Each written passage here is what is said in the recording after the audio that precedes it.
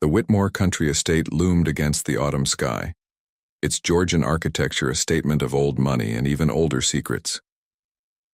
Oliver Dean Whitmore's grip tightened on the steering wheel of his Mercedes as he drove through the iron gates, their familiar creak a whisper of memories he'd spent 8 years trying to forget.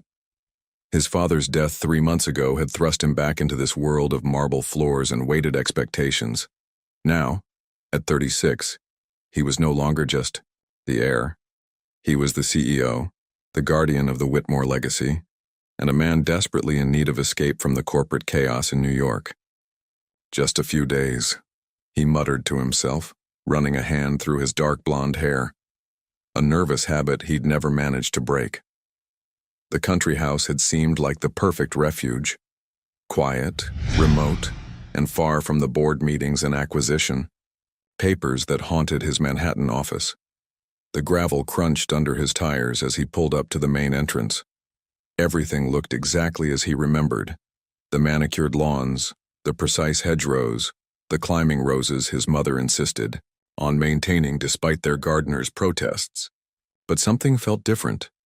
The air itself seemed charged with possibility, or perhaps that was just his imagination playing tricks on him.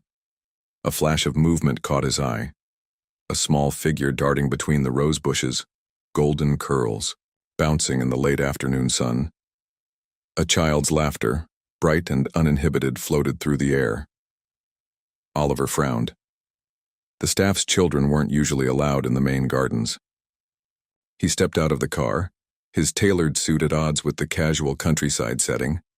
The sound of his car door shutting echoed across the grounds, and the laughter abruptly stopped. When he looked again, the garden was empty. Mr. Whitmore.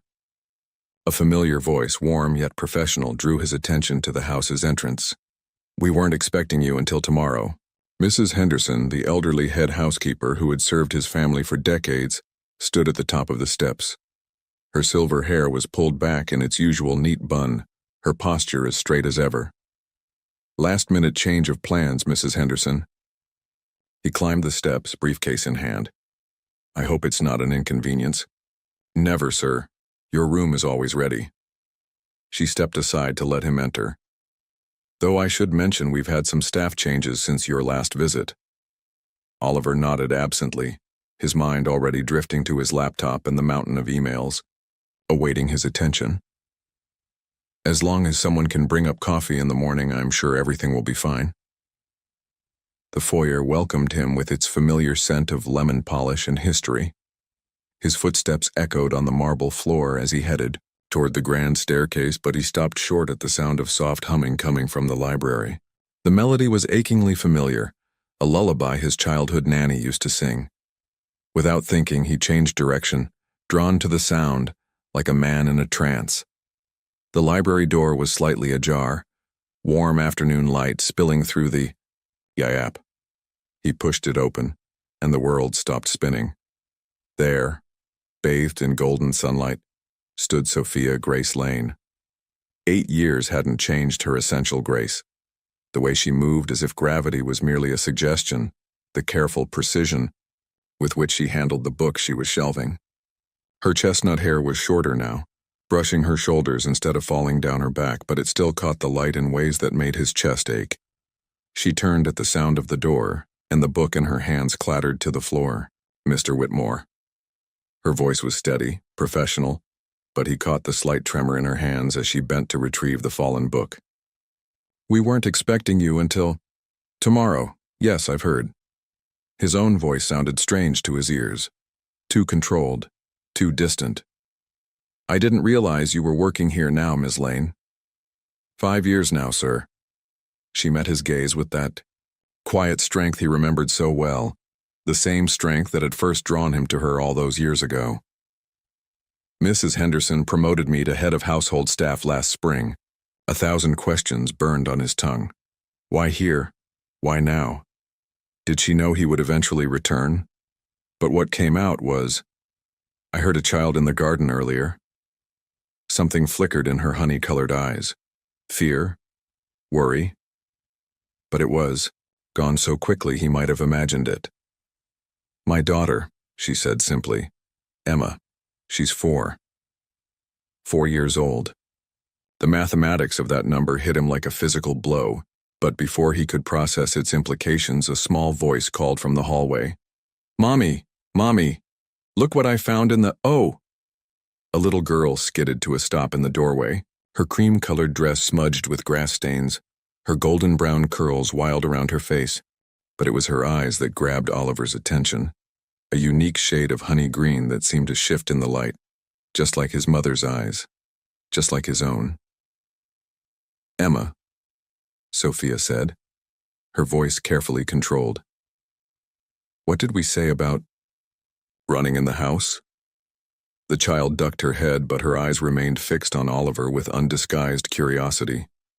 "Sorry, Mommy." Then, with the direct boldness of the very young, she asked, "Are you the man from the big pictures upstairs?"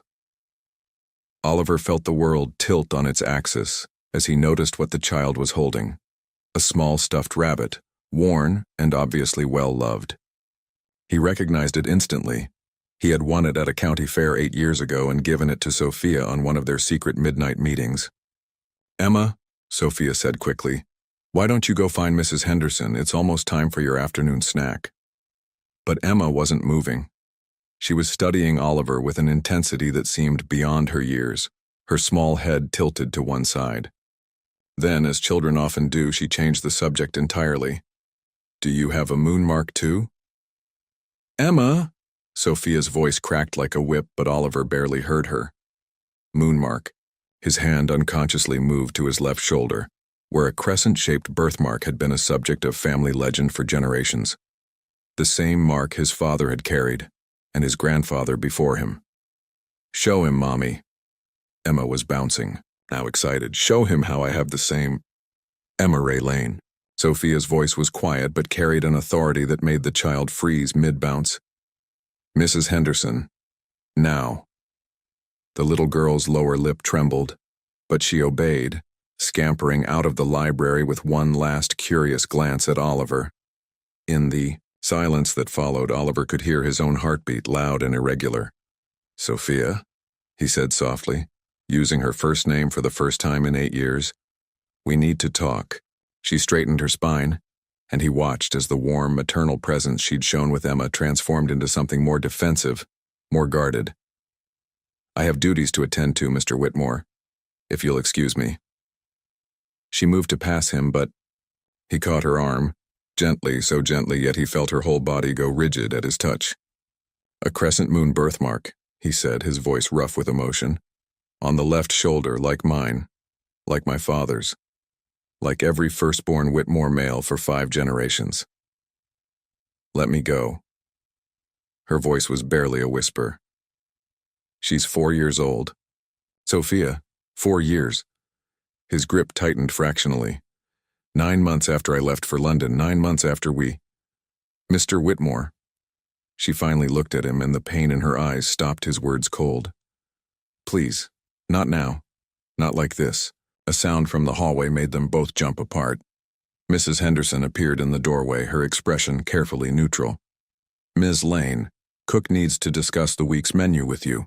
And Mr. Whitmore, your mother just called. She's on her way. From the city. She should be here within the hour." The timing was almost too perfect, Oliver thought bitterly. His mother had always had an uncanny ability to interrupt moments of emotional significance. Sophia took advantage of the interruption, to slip past him, her steps quick and purposeful, but at the door she paused, not turning around.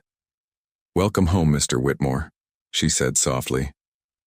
And then she was gone, leaving Oliver alone with the ghost of her touch on his arm and the earth-shattering revelation that somewhere in this house, a little girl with his eyes and his birthmark was eating her afternoon snack, blissfully unaware that she had just turned her father's world upside down. Eleanor Whitmore's arrival at the country estate was heralded by the distinctive purr of her Bentley's engine. Oliver watched from his father's old study, now his study, as the car pulled up to the entrance. His mother stepped out, every inch the family matriarch in her tailored navy suit and perfectly coiffed platinum hair. He hadn't moved from the study since his encounter with Sophia in the library. His laptop lay unopened on the mahogany desk, his phone ignored despite its persistent buzzing. Instead, he'd been standing at the window watching the gardens where a little girl with his eyes had been playing just hours before. Oliver. His mother's voice preceded her into the room. She didn't knock. She never had. I thought we agreed you'd arrive tomorrow. He turned to face her, studying the elegant woman who had orchestrated so much of his life. Hello, Mother. Interesting that you knew exactly where to find me. You're your father's son. She moved to the drink cart, pouring herself a measure of scotch. When troubled, you both retreated to this room. Did you know? The words escaped before he could polish them into something more tactical. About Emma? Eleanor's hand stilled momentarily as she lifted the crystal glass. It was barely noticeable, but Oliver had spent a lifetime learning to read his mother's micro-expressions. Ah, she said softly. You've met the child. Don't. His voice was sharp. Don't do that. Don't act like this is just another piece of society gossip. She's my daughter. Is she? Eleanor turned, one perfectly shaped eyebrow raised. Has Ms. Lane made that claim? She doesn't have to. I have eyes. He moved away from the window, closer to his mother. She has the birthmark. Mother, the exact same crescent moon. What did you do? Eleanor took a deliberate sip of her scotch. What I had to do to protect this family, to protect you. Protect me? He laughed, but there was no humor in it. By hiding my own child from me? By sending me away when Sophia was...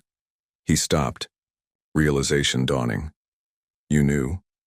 When you arranged that sudden opportunity in London, when you insisted I had to leave immediately, you knew she was pregnant. She was a maid, Oliver. Eleanor's voice held a note of exasperation. A sweet girl, yes, but completely unsuitable. You were 28, poised to take over one of the largest corporations in the country. What would the board have said? What would our investors have done? She wasn't just a maid. The words came out in a growl. You knew how I felt about her. You knew she was different. Oh, darling. Eleanor's tone softened with what might have been genuine sympathy. You were infatuated, it happens. But love? Real love considers consequences. Real love thinks about futures and legacies. Like your love for father? The moment he said it, he knew he'd struck a nerve. Eleanor's fingers tightened around her glass. Your father and I had an understanding, she said carefully. We respected each other. We built something lasting. That's what real love looks like in our world, Oliver. No, he shook his head. That's what compromise looks like. That's what fear looks like. He moved to the desk, placing both hands on its polished surface. I'm not you, Mother. And I'm not Father. I won't spend my life pretending that wealth and status are acceptable substitutes for happiness. And what exactly do you plan to do?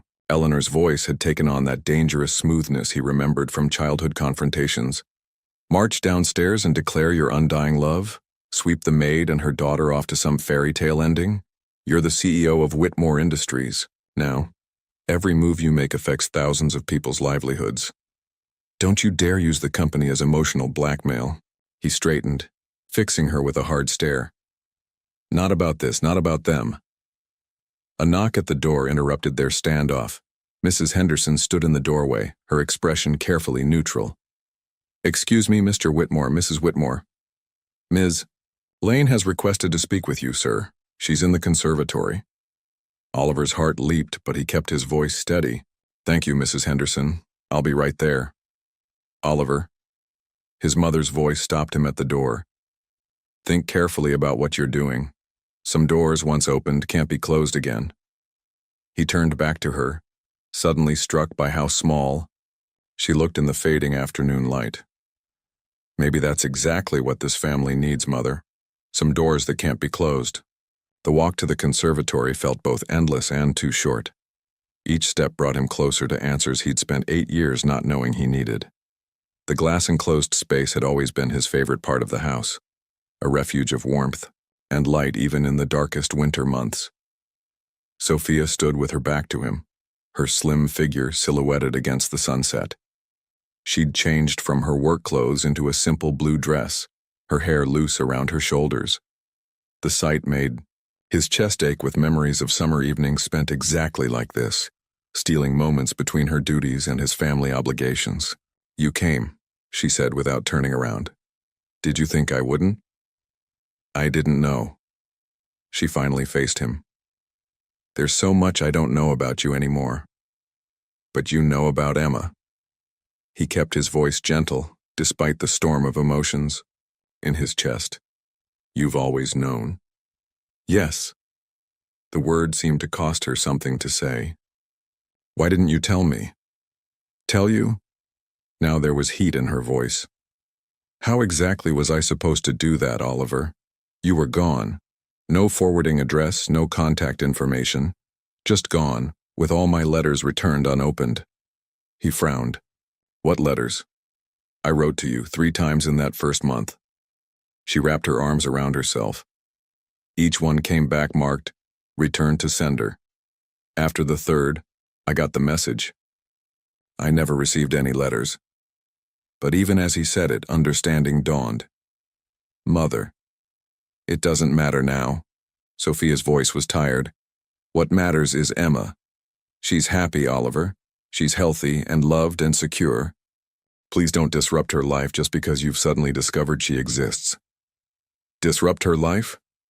He took a step toward her. "I'm her father, Sophia.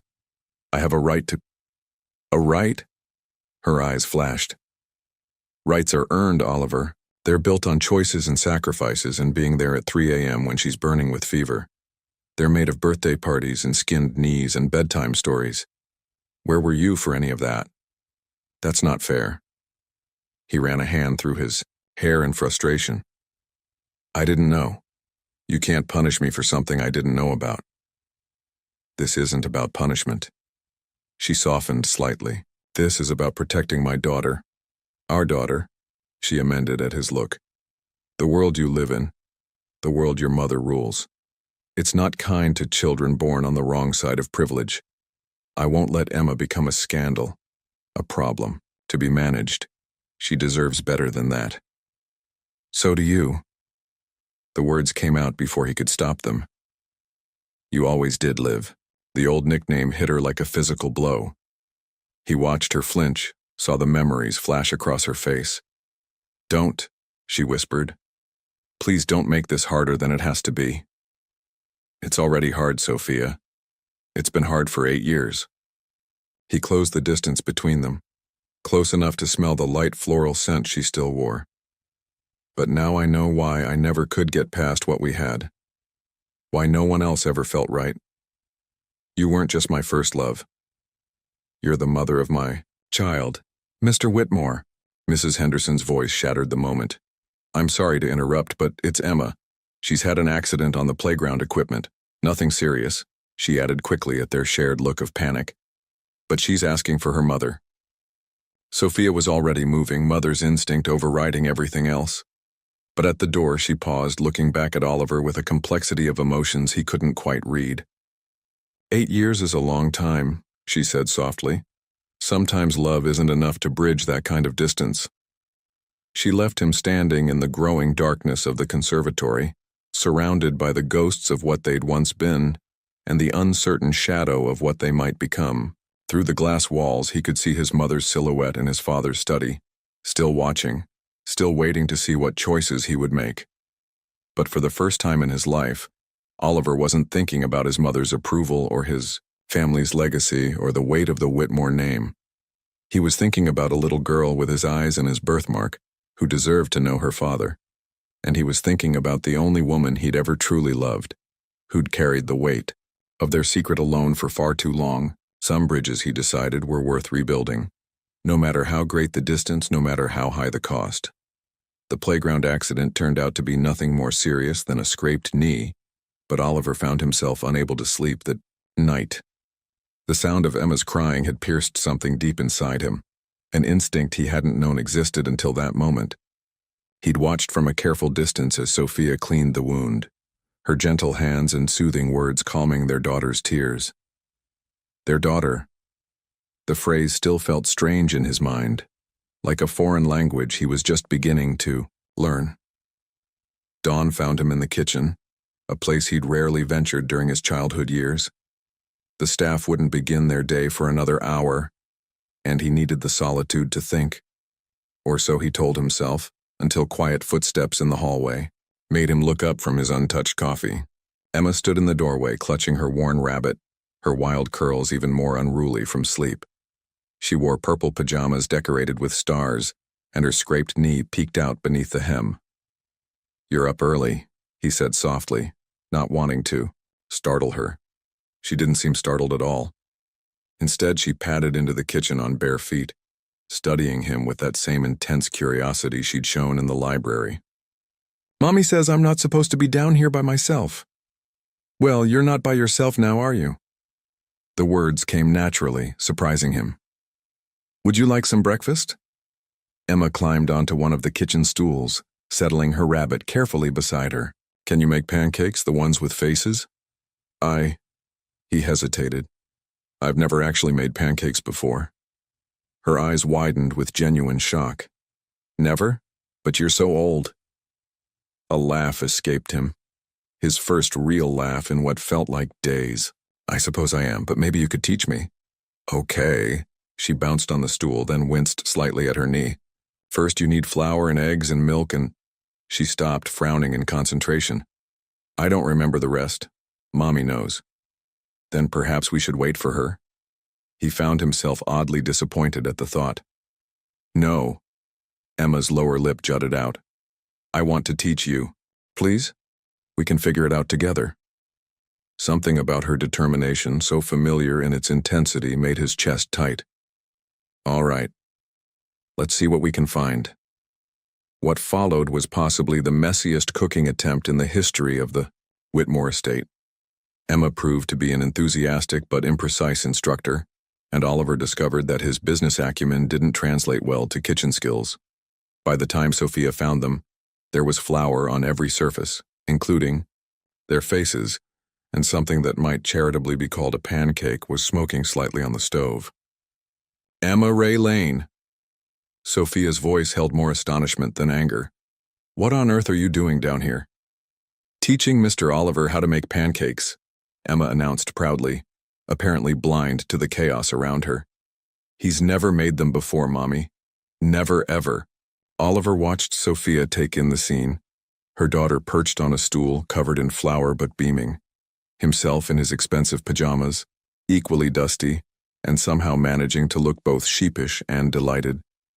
The kitchen that looked like a small bomb had detonated in it. "I see," she said finally, and he could have sworn he saw the ghost of a smile cross her face. "And how is the lesson going?" "We need help," Emma admitted. "Mr. Oliver burned the first one and the second one and the—" "I think your mother gets the picture," Oliver interrupted, fighting his own smile. "I'm afraid I'm not a very good student." Sophia moved into the kitchen, her movements efficient as she began cleaning up their mess. "Emma, why don't you go get dressed? I'll handle the pancake lesson from here." "But I want to help." Emma's protest was interrupted by a yawn. "You've helped plenty," Sophia assured her. "Look how much Mr. Oliver has learned already. Now go on, and wash that flour off your face before Mrs. Henderson sees you." Emma slid off the stool, gathering her rabbit, but instead of leaving immediately, she turned to Oliver. "Will you eat breakfast with us? I can show you how to make proper faces with the syrup." Oliver glanced at Sophia, who had stilled in her cleaning. If your mother doesn't mind." Sophia resumed wiping down the counter, not meeting his eyes. "It's fine. But go get dressed first, Emma, and be quiet on the stairs. It's still early." They watched their daughter skip out of the kitchen, her injured knee apparently forgotten in the excitement of the morning. When she was gone, Sophia turned to the stove, removing the ruined pan. "You didn't have to do this," she said quietly. "Do what?" "Play at being domestic. Make her like you." She started running water in the sink. "It will only make things harder when you leave again." The accusation stung, but he forced himself to consider it from her perspective. "I'm not playing at anything, Sophia, and I'm not leaving. Not like before. Not now that I know. You have a life in New York, a company to run, responsibilities that don't include teaching a 4-year-old how to make pancakes. Maybe those responsibilities need to change. He moved beside her at the sink, picking up a dish towel. Maybe I'm tired of letting other people decide what matters in my life. She handed him a wet plate, their fingers brushing briefly. Your mother has controlled enough of my life. He dried the plate with more force than necessary.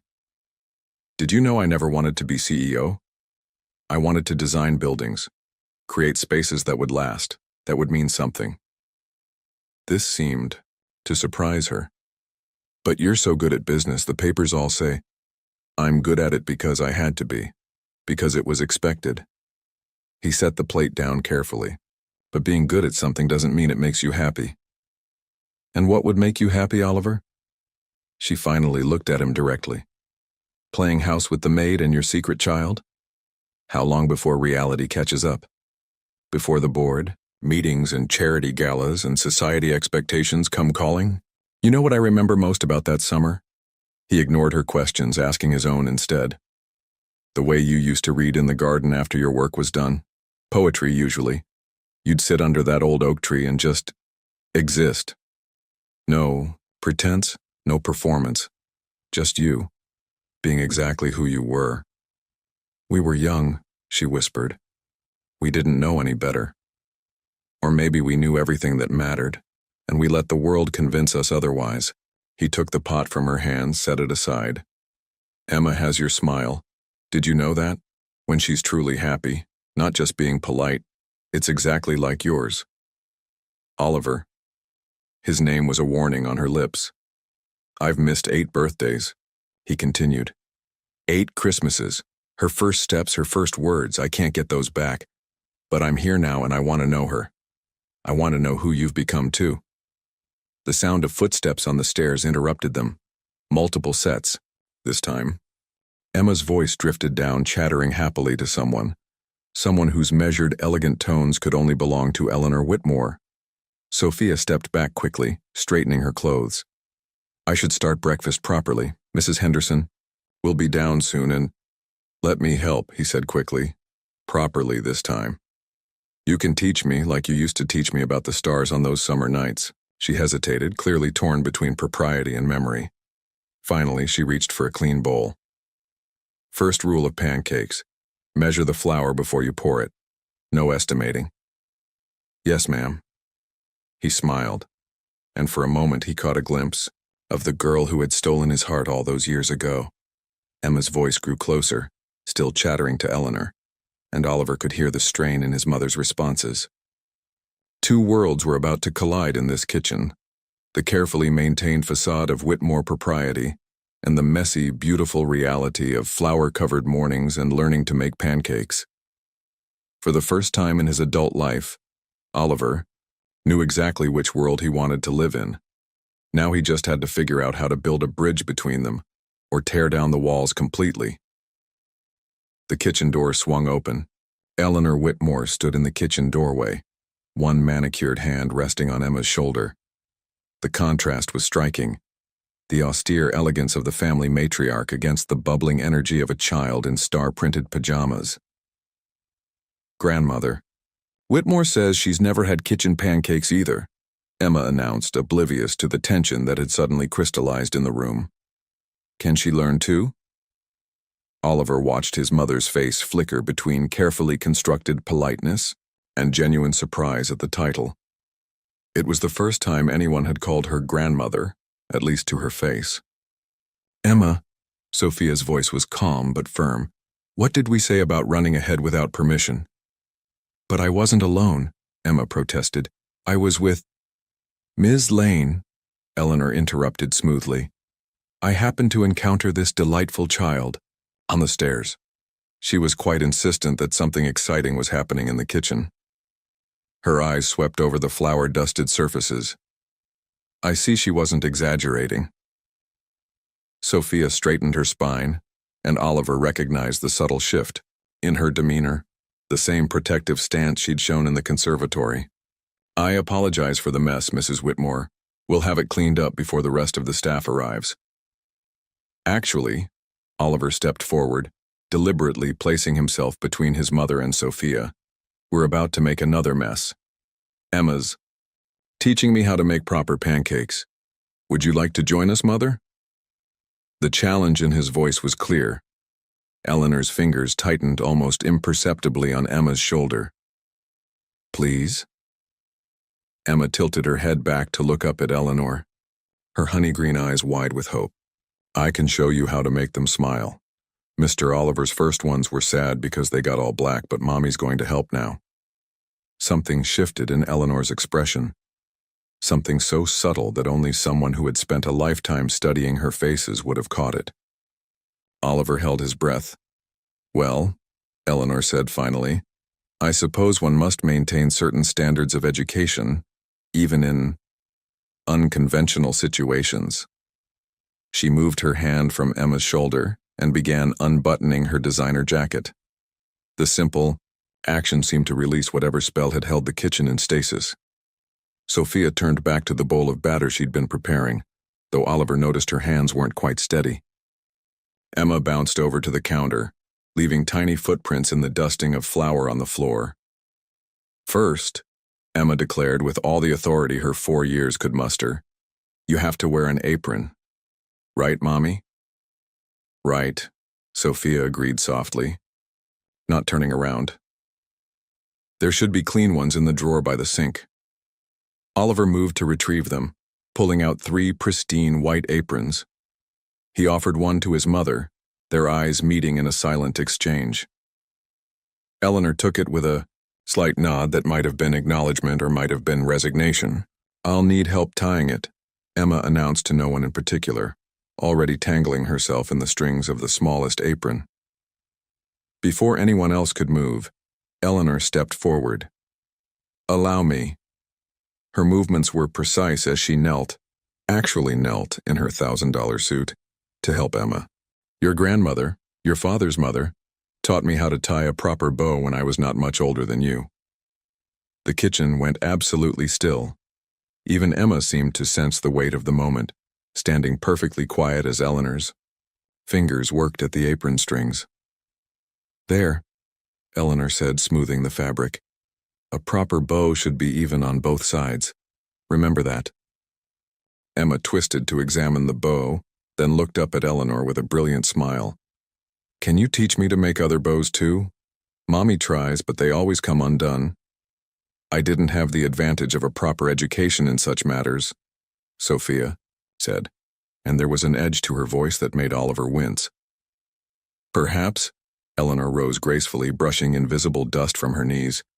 That's something we could remedy. The loaded silence that followed was broken by the sound of footsteps in the hall. Mrs. Henderson appeared in the doorway, stopping short at the sight before her. The CEO of Whitmore Industries in a flour-dusted apron, the family matriarch, kneeling on the kitchen floor, the head housekeeper's daughter teaching them all how to make pancakes. Mrs. Henderson seemed at a loss for words. Mrs. Henderson, Eleanor's voice was smooth as silk. I believe we'll be taking breakfast in the kitchen this morning. Would you be kind enough to inform Cook? Of course, Mrs. Whitmore. The housekeeper's recovery was admirable. Shall I have coffee brought in? I can make coffee, Oliver offered, eager to contribute something beyond burned pancakes. No! 3 adult voices spoke in unison, making Emma giggle.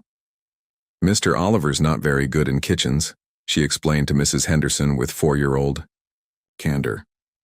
But he's learning. Mrs. Henderson's lips twitched. Indeed, I'll have Rogers bring in coffee directly. As she left, Oliver caught a glimpse of her face, and the small, satisfied smile she wasn't quite managing to hide. He wondered suddenly how much the old housekeeper had known, how much she had seen during that long-ago summer. Now, Emma was saying, her attention already back to the task at hand. You have to stir the lumps out, but not too much or they get tough. Right, Mommy? Right, sweetheart. Sophia handed the bowl to Eleanor, and Oliver held his breath at this smallest of peace offerings. Would you like to try? His mother accepted the bowl with the same grace she accepted charity donations at board meetings. But as she began to stir, something unexpected happened. Emma moved to stand beside her, rising on tiptoes to peer into the bowl, and Eleanor instinctively shifted to give her a better view. "Like this?" Eleanor asked, and for the first time that morning her voice held no artifice. "Slower," Emma instructed. "You have to be gentle with pancakes. That's what Mommy always says. Your mother is a very wise woman." Eleanor's eyes met Sophia's over Emma's head. "Sometimes it takes us far too long to recognize wisdom when it's right in front of us." Sophia's hand stilled on the counter. "Mrs. Whitmore." "Eleanor," his mother corrected softly. "I think, given the circumstances, you should call me Eleanor." The moment stretched, delicate as spun sugar. Then Emma's voice broke through. "The pan's ready. I can see the water dancing." Reality rushed back in. Sophia moved to help Emma with the batter. Oliver hovered uselessly by the coffee maker, and Eleanor stood watching it all with an expression he couldn't quite read. "Mother," he said quietly, moving to stand beside her, "are you all right?" She didn't answer immediately, her eyes fixed on Emma, as Sophia helped her carefully pour batter onto the hot griddle. "She has your father's chin," she said finally. "I didn't notice it yesterday, but in this light, it's unmistakable." "And his stubbornness," Oliver added, watching Emma insist on flipping the pancake herself despite Sophia's concerns, though that might come from both sides of the family. "Indeed." Eleanor's voice was dry, then so quietly he almost missed it. "We've made rather a mess of things, haven't we?" Before he could respond, Emma's delighted squeal filled the kitchen. "Look, this one's perfect. Grandmother, come see." Eleanor moved forward without hesitation, as if she'd been answering to that title all her life. Oliver stayed back, watching as 3 generations of his family, acknowledged or not, planned or not, gathered around a perfectly golden pancake on a china plate that probably cost more than a month of Sophia's salary. The morning light streamed through the kitchen windows, catching the flour dust in the air and turning it to floating stars. In that moment, Oliver could almost believe that anything was possible, that bridges could be built, that wounds could heal, that families could be remade not according to society's rules, but according to the simple truth of love. Then Rogers arrived with the coffee, his carefully blank expression betraying nothing of his thoughts about finding his employers cooking breakfast with the staff. The real world, with all its complications and expectations, began to seep back in. But Emma was already pulling Eleanor toward the syrup, explaining the precise art of making pancake faces, and his mother was actually listening. Sophia caught his eye across the kitchen and gave him the smallest of smiles. Not quite forgiveness, not quite acceptance, but perhaps something like hope. It wasn't perfect.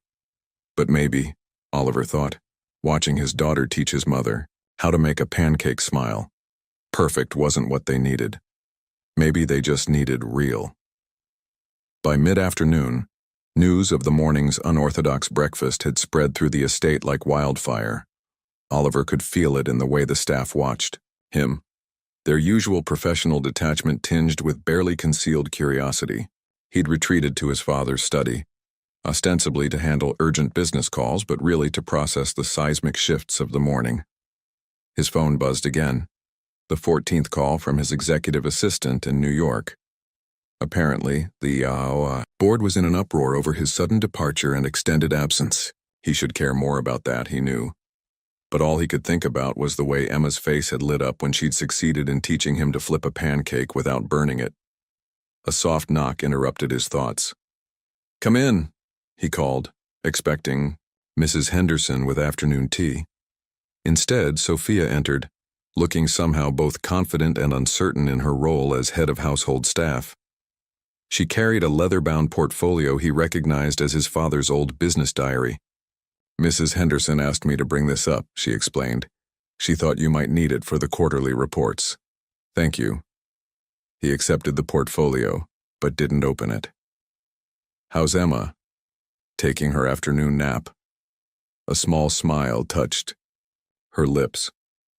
She was very proud of her teaching abilities this morning, though she did ask why you both needed so many lessons for something super easy. Oliver laughed. She certainly inherited your talent for gentle criticism, and your stubborn determination. Sophia moved to the window, looking out at the gardens where they'd once spent stolen moments. She wouldn't stop until everyone's pancakes had proper smiling faces, including Mother's. He joined her at the window.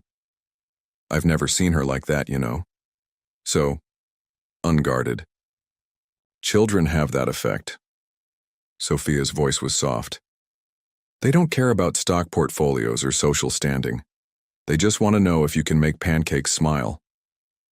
Is that why you stayed? He asked the question that had been burning in his mind.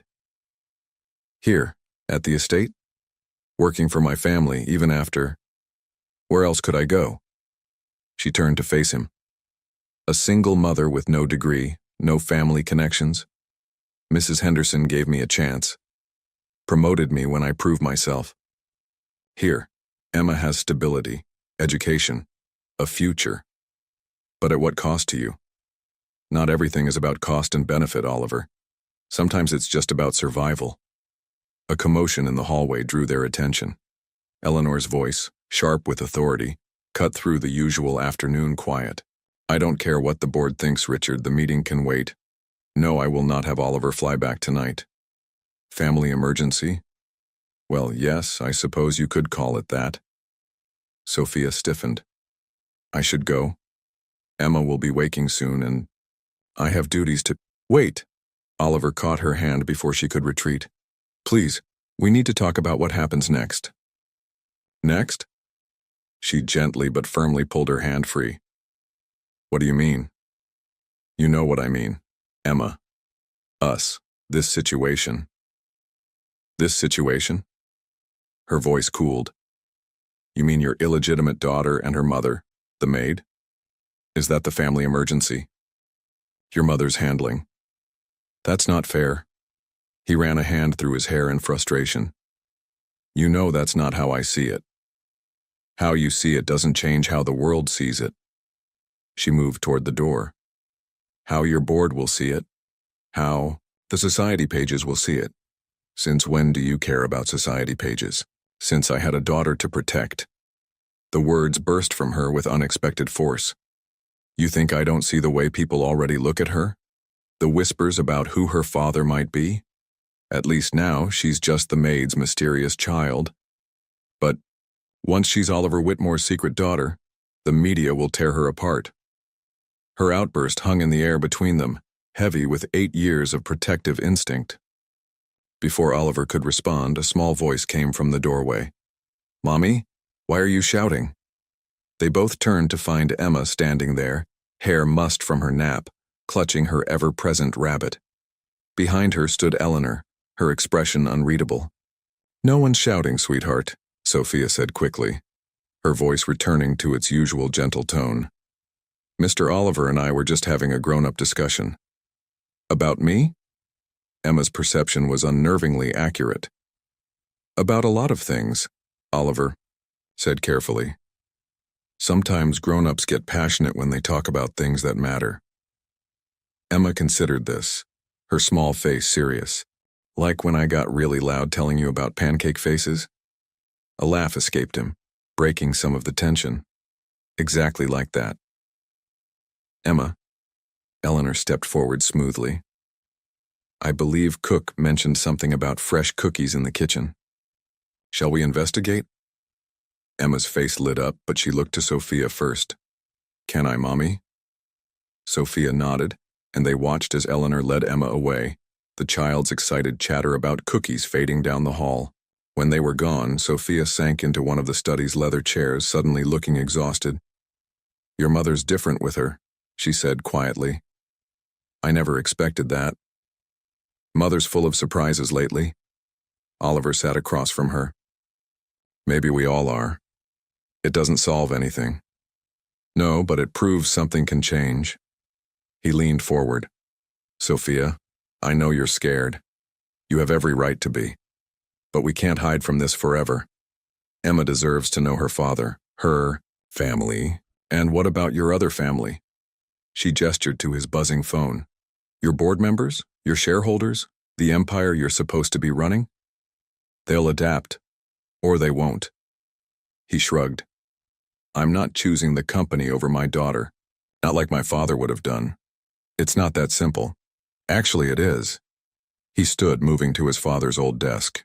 From the bottom drawer, he pulled out a framed photograph he'd discovered that morning. Himself at age 4, sitting on his father's lap in this very study. Both of them looked stiff, formal, uncomfortable. This is what I don't want. This distance, this performance of family. Emma deserves better. She deserves real. Real is messy, Sophia warned. Real means journalists and photographers and people questioning everything about her life. Then we face it together. He set the photograph down. Not as CEO and housekeeper, not as Whitmore and Lane, as parents, as people who once loved each other enough to create something beautiful. Once loved? Her voice was barely a whisper. Before he could respond, Emma's laughter floated up from the garden below. They both moved to the window. Eleanor had taken her granddaughter outside, and they were walking among the rose bushes, Emma skipping ahead, pointing out her favorite flowers. She asked me this morning, Sophia said softly, why some people have daddies and some don't. She's never asked that before. Oliver felt his heart constrict. What did you tell her? That families come in all different shapes. That some have daddies who live with them. Some have daddies who live somewhere else, and some have other people who love them just as much as any daddy would. And what did she say? Sophia turned to him, her eyes bright with unshed tears. She said she thinks you'd make a good daddy because you try really hard at pancakes even though you're bad at them. A laugh that was almost a sob escaped him. She's not wrong about the pancakes. Oliver. Sophia's voice was serious. If we do this, if we tell her, if we make this real, there's no going back. No changing your mind in 6 months when it gets hard. No retreating to New York when the press gets ugly. I know. Do you? Because this isn't just about grand gestures and morning pancakes. This is about parent-teacher conferences and doctor's appointments and being there when she has nightmares at 3 a.m. This is forever. Forever sounds perfect. He held her gaze. I've missed 8 years of forever already. I don't intend to miss anymore. Below them, Emma had discovered a butterfly and was following it through the garden with the solemn concentration only a 4-year-old can muster. Eleanor walked behind her, designer suit now spotted with dirt from kneeling to examine. Flowers, her usual perfect posture, relaxed into something more natural. Look at them, Oliver said softly. That's real. That's what matters. Everything else, the board, the press, the society pages, that's just noise.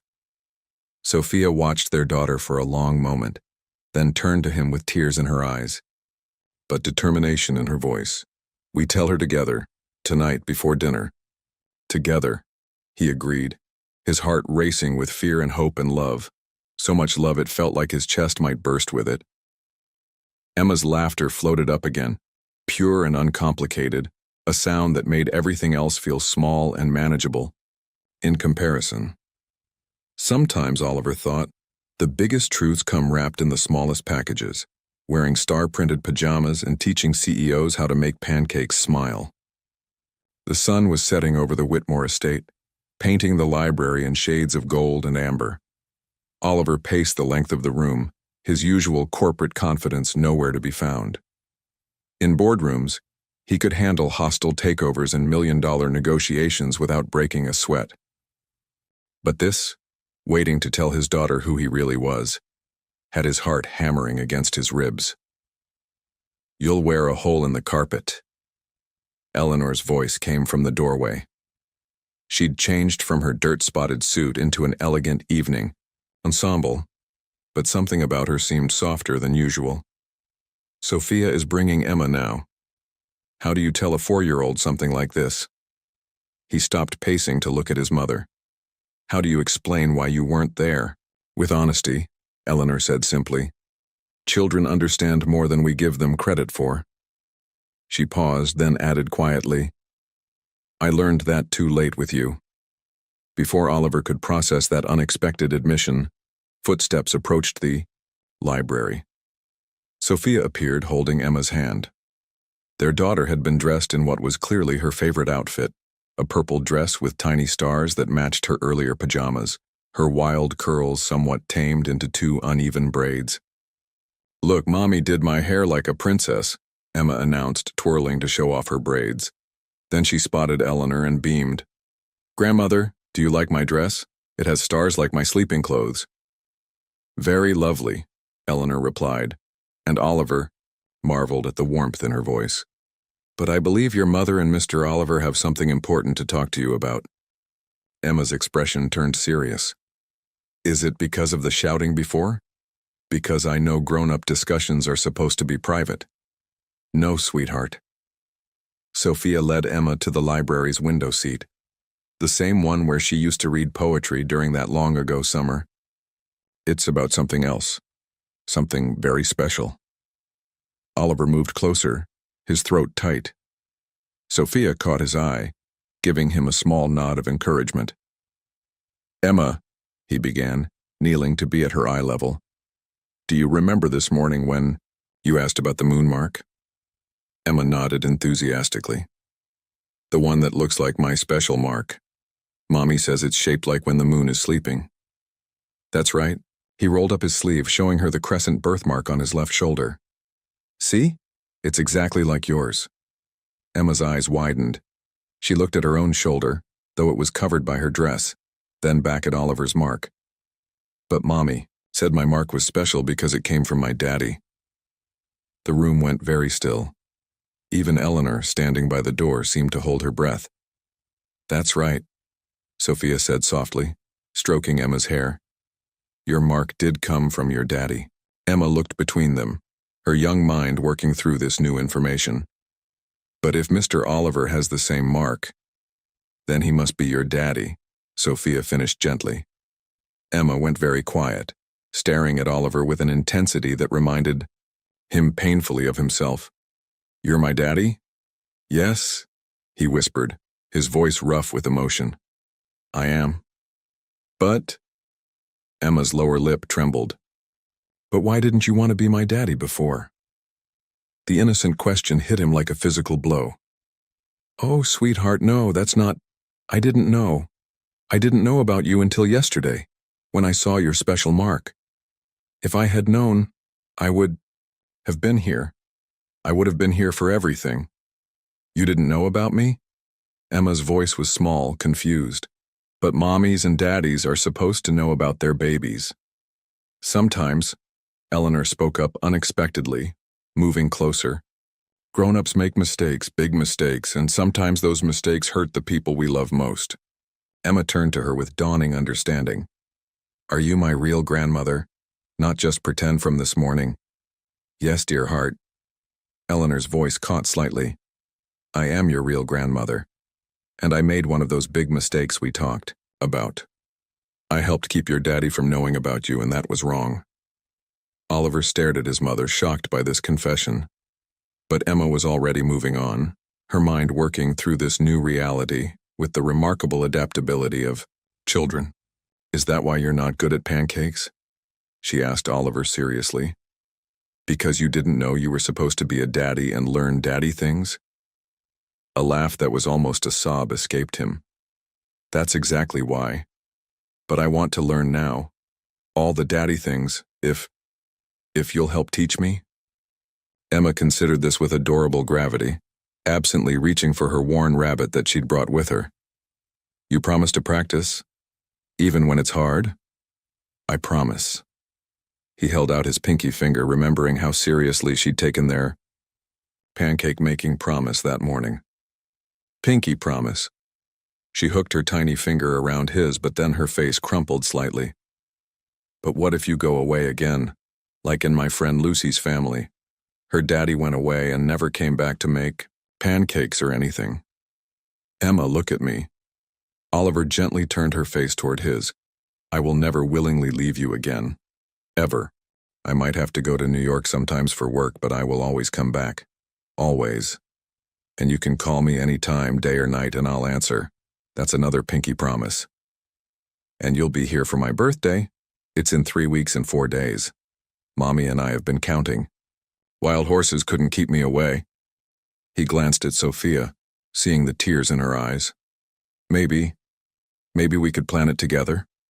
All of us. Can grandmother help too? Emma asked, looking at Eleanor. She knows about proper bows for presents. Of course she can. Sophia's voice was thick with emotion. If she wants to, I would be honored, Eleanor said formally, though Oliver could see how her hands trembled slightly. Emma was quiet for a moment, processing everything. Then she looked at Oliver with those stunning honey-green eyes. Can I call you, Daddy? Or do I have to wait? Lucy said sometimes you have to wait with new daddies. You can call me whatever makes you comfortable, sweetheart. His heart felt like it might burst. Daddy, Oliver, Mr. Oliver. Whatever feels right to you. Emma nodded seriously, then surprised everyone by launching herself into his arms. I think I want to call you Daddy, she whispered against his neck. I've been practicing sometimes with my rabbit just in case I ever got one. Oliver held her close, breathing in the sweet child scent of her hair, feeling her little heart beating against his chest. He looked up to find Sophia watching them, tears streaming down her face, and Eleanor standing nearby with an expression he'd never seen before, something like regret mixed with hope. Does this mean you'll live here now? Emma asked, pulling back to look at him. In the big house with me and Mommy? And there it was, the complicated reality they hadn't yet figured out. Oliver looked at Sophia, seeing his own uncertainty, reflected in her eyes. We'll figure it all out, he promised Emma. Together. But right now, the most important thing is that you know how much I love you. How much I've loved you since the moment I knew you were mine. And how much I'm going to love learning all about you. Your favorite foods, your favorite stories, your favorite everything. I can tell you right now, Emma bounced in his arms. I love purple and stars and rabbits and pancakes and swimming. In the pool even though Mommy says it's too cold and… Emma, Sophia interrupted gently. Maybe we could share all that over dinner? Mrs. Henderson will be wondering where we are. Can Daddy sit next to me? The word Daddy came out slightly shy but determined. And grandmother too? Of course, Eleanor answered before anyone else could. In fact, I believe the table in the small dining room would be perfect for a family dinner, much cozier than the formal dining room. The word family hung in the air, new and delicate and full of possibility. Emma scrambled down from Oliver's lap and took both his and Sophia's hands, tugging them toward the door. Come on, I'm hungry and I want to tell Daddy about my school project with the butterflies. As they followed their daughter's enthusiastic lead, Oliver caught Sophia's eye over Emma's head. The look they shared was complex, full of old pain and new hope, uncertainty and possibility. Eleanor followed behind them, and Oliver heard her quietly instructing Rogers to have dinner set up in the small dining room. The butler's usually impassive face showed a flicker of surprise at seeing the CEO of Whitmore Industries being led through his own house by a small girl in a star-covered dress, but he recovered quickly. Very good, madam, Rogers replied, and Oliver could have sworn he saw the ghost of a smile cross the old butler's face. I believe Cook has prepared Miss Emma's favorite mac and cheese tonight. With the crispy top? Emma asked hopefully momentarily, distracted from her mission to get to dinner. Indeed, miss. Daddy, you'll love it, Emma declared. It's the best mac and cheese in the whole wide world. Right, Mommy? Right, sweetheart. Sophia squeezed their daughter's hand. Though maybe we should let Daddy and Grandmother decide for themselves. They'll love it, Emma said with complete confidence. Just like I loved them even before I knew they were mine. The simple, profound truth of a child's heart stopped them all for a moment. Then Oliver scooped his daughter up into his arms, overcome with love for this tiny person who had already changed his world so completely. You're right, he told her, his voice rough with emotion. Sometimes love knows things before we do. The small dining room of the Whitmore estate had never witnessed a dinner quite like this one. Crystal glasses and fine china shared space with Emma's plastic butterfly cup, while Cook's famous mac and cheese steamed on plates worth more than a month's salary. Oliver sat beside his daughter, watching in amazement as she demonstrated her special way of eating, carefully separating the crispy top layer from the creamy pasta beneath. "You have to save the crunchy part for last," Emma explained seriously, "because it's the best part. Right, grandmother?" Eleanor, who had never eaten mac and cheese in her life before this evening, nodded with equal gravity. A very sensible approach to fine dining. Sophia, seated across from Oliver, caught his eye with a hint of a smile. The situation was surreal. The head housekeeper dining with the family she usually served, her daughter teaching table manners to the Whitmore matriarch. "Daddy," Emma said, the word still new but growing more confident each time she used it. "Do you have to go back? To New York tomorrow?" The question silenced all adult conversation. Oliver set down his fork, aware of both his mother's and Sophia's attention. "Actually, I've been thinking about that. What would you say if I stayed here for a while? At least through your birthday?" Emma's face lit up, but Sophia interjected quickly. "Oliver, your work can be done from here." He held her gaze steadily. "Most of it, anyway. I'll need to make some trips to the city, but nothing that can't be managed. The quarterly reports are almost done, and after that..." He shrugged. "I'm the CEO. It's time I started making the job. Work for my life, not the other way around." "The board won't like it," Eleanor commented, but her tone was more observational than critical. "The board doesn't have to like it." Oliver's voice was firm. "They just have to accept it. Besides, it might be good for the company to have its leadership more grounded, connected to family values." "Is that what we're calling this?" Sophia's voice held an edge of tension. "A public relations strategy?"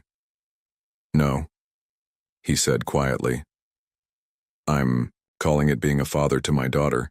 The PR team can spin it however they want, but that's not why I'm doing it." "Can I show Daddy my room after dinner?" Emma asked, oblivious to the undercurrents of adult conversation. "I have all my drawings on the wall in my special shell collection from when we went to the beach last summer." "Your room is in the staff quarters, sweetheart," Sophia reminded her gently. "Maybe another time." "Actually," Eleanor set down, her wine glass with deliberate care, "I've been thinking about that. The East Wing guest suite has been empty since, well, for quite some time. It has 2 bedrooms, a sitting room, lovely views of the garden. Perhaps it would be more comfortable for both of you." The offer hung in the air like crystal suspended on silk thread. Beautiful, but fragile. Sophia's back straightened, pride warring with practicality. "Mrs. Whitmore?" "Eleanor," the older woman corrected. "And before you protest, consider it from a practical standpoint. Emma should be closer to her father if he's staying here. The East Wing would give you both.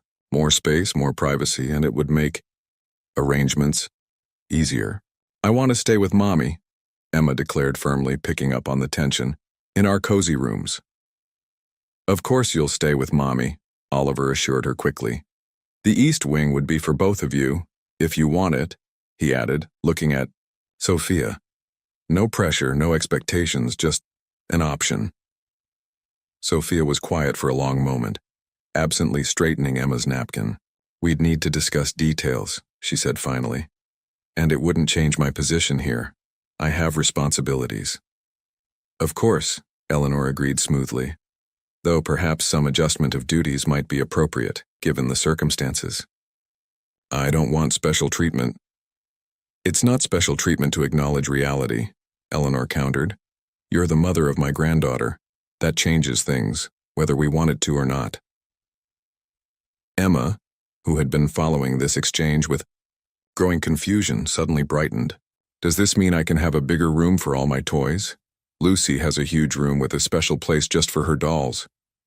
"We'll see," Sophia said automatically, then caught herself. It was the answer of someone used to managing expectations, to making do with what life offered. But now, watching Oliver's face fall slightly at her instinctive caution, she amended, "We can look at the East Wing after dinner if you'd like." "Yes." Emma bounced in her seat. "Can we go right now? I'm finished with my crunchy parts and everything." "First," Eleanor raised an elegantly manicured finger, "tell me more about this shell collection. What kinds of shells do you have?" As Emma launched into a detailed explanation of her treasures, complete with enthusiastic hand gestures that threatened her butterfly cup, Oliver watched his mother with new eyes. She was actually listening, asking questions that showed genuine interest. It was so different from his own childhood experiences of being seen but not heard at formal family dinners. "She's good with her," Sophia murmured, soft enough that only Oliver could hear. "I never expected that." "Neither did I." He matched, her quiet tone. "But maybe she's trying to get it right this time around." "And you?" Sophia's eyes met his. "Are you sure about staying here? Your life is in New York." "My life is wherever my family is." He reached across the table, not quite touching her hand, but letting his fingers rest close to hers. "I meant what I said earlier. I'm not missing any more moments, not with Emma and not with—" He trailed off, but the unspoken word hung between them, full of possibility and uncertainty. "Daddy!" Emma's voice broke the moment. "Grandmother says there's a special garden just for children on the east side. Can we see it too, after we look at the rooms?" "The children's garden?" Oliver looked at his mother in surprise. "I thought that was destroyed years ago." "I had it restored," Eleanor admitted. "Last spring. I thought, well, it seemed a waste to let it go to ruin." The implications of that timing, just when Emma would have been old enough to enjoy it, didn't escape anyone at the table. "Rogers," Eleanor called to the butler who had been discreetly managing their dinner service, "please have the East Wing opened up and aired out. All 3 suites, I think. And have someone check on the lighting in the children's garden." "Of course, madam." Rogers bowed slightly. "And shall I have Miss Lane's and Miss Emma's belongings moved as well?" "Not yet," Sophia said quickly. "We haven't decided—" "Please, Mommy." Emma's eyes were bright with excitement. "We can put my shell collection on a special shelf and maybe have a place for tea parties like Grandmother has in her sitting room." Oliver watched Sophia's resistance crumble in the face of their daughter's enthusiasm. "We'll look," she conceded. "Just look, for now. No decisions tonight." But even as she said it, Oliver could see the wheels turning in her mind, calculating the advantages, weighing the risks, considering the implications of this shift in their world. He recognized the expression. It was the same one she'd worn 8 years ago, on the night she'd first allowed him to kiss her in the moonlit garden. "I have something else to discuss," he said, drawing everyone's attention. "About New York." Eleanor's eyes narrowed slightly. "Oliver, I'm not just staying for Emma's birthday," he continued. "I'm looking at making this more permanent. Opening a satellite office here, maybe. Running things from the estate most of the time." "The board will revolt," Eleanor warned. "Let them." His voice was steel beneath silk. "I've spent 8 years doing everything they wanted, building the empire they wanted. Now it's time to build something else, something that matters more." "What does that mean, Daddy?" Emma asked, her head tilted in that way that meant she was trying to understand grown-up things. Oliver looked at his daughter, really looked at her, taking in every detail of her curious face, her uneven braids, the smudge of mac and cheese on her chin. "It means, sweetheart, that I'm choosing you. You and your mommy and this place and all the moments I've missed. It means I'm choosing to be here, where I can teach you about business if you want, or learn about shells if that's what you prefer. It means I'm choosing to be your daddy, not just in name but in all the ways that count." Emma considered this, then nodded as if it made perfect sense. "Good," she declared, "because I already chose you to be my daddy this morning. I told my rabbit all about it during nap time." The pure, simple logic of a child's heart broke through any remaining tension. Even Eleanor laughed, the sound surprisingly warm and real. "Well then," the family matriarch said, rising from her chair with renewed purpose. "Shall we go see this east wing? I believe there's a perfect corner in the sitting room for tea parties with rabbits." As they followed Emma's excited bouncing toward their potential new home, Oliver fell into step beside Sophia. "Are you okay with all this?" he asked softly. "Really okay?" She was quiet for a moment, watching their daughter skip ahead with Eleanor. "I don't know," she admitted finally. "It's all happening so fast. This morning we were keeping secrets. And now we're choosing something different," he finished. "Something real." "Something real," she repeated. And for the first time that evening she let her hand brush against his, not quite holding, but not quite letting go either. "I suppose we'll find out what that means."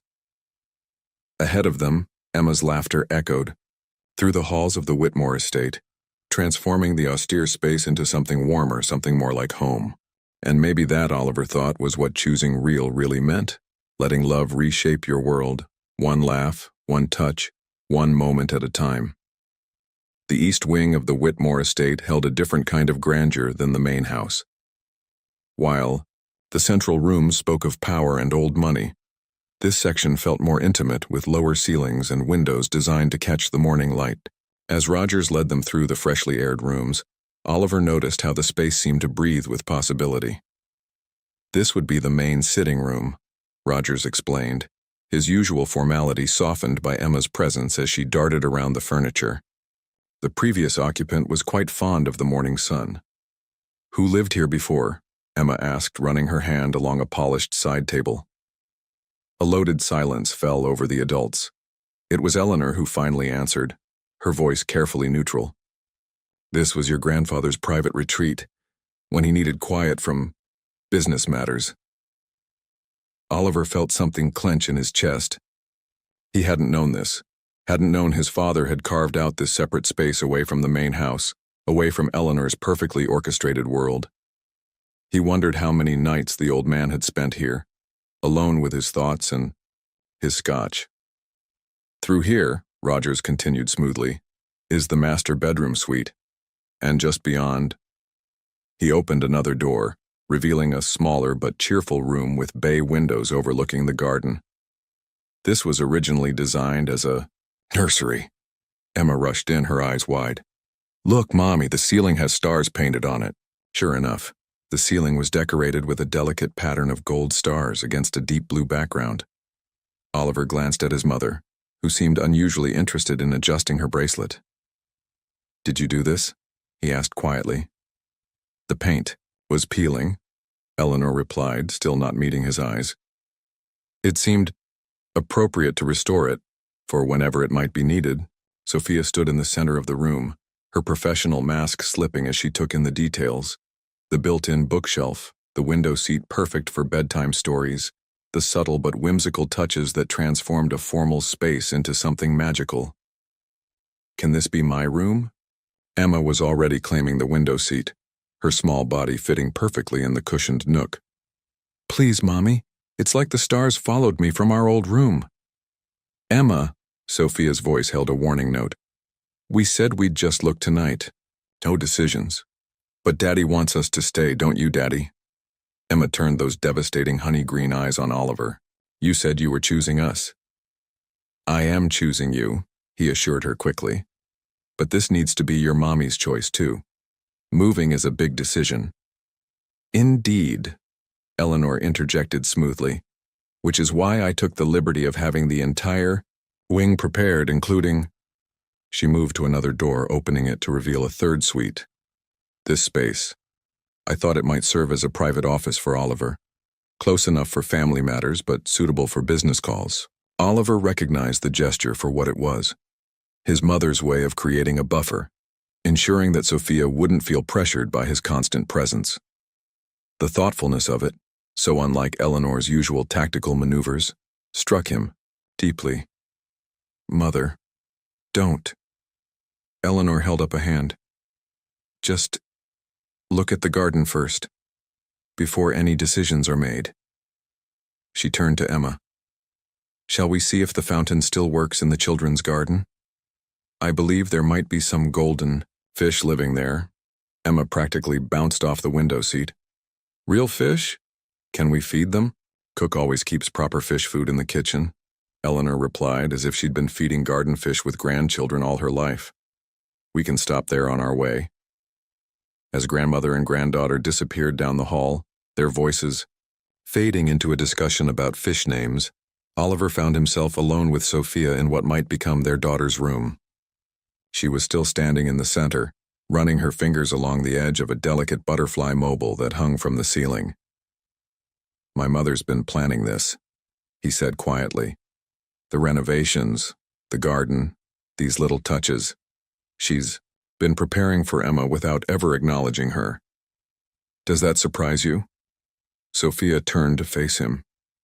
Your mother's always played the long game. Even when she sent you away, she must have known. Known what?